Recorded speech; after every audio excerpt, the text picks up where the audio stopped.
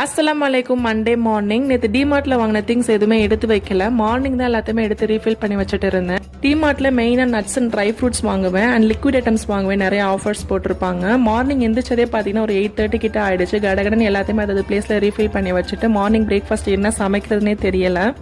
தோசை மாவும் காலி ஆயிடுச்சு. சரி டக்குன்னு சப்பாத்தி போட்டு முட்டைக்கறி வச்சிடலான்னு தான் ப்ரிப்பேர் பண்ணிட்டு இருக்கேன். குக்கரில் 4 முட்டை ஆட் பண்ணிட்டு தண்ணி உப்பு சேர்த்து ஒரு விசில் வச்சு எடுத்துக்கிறேன். முட்டை சீக்கிரம் வெந்துடும்.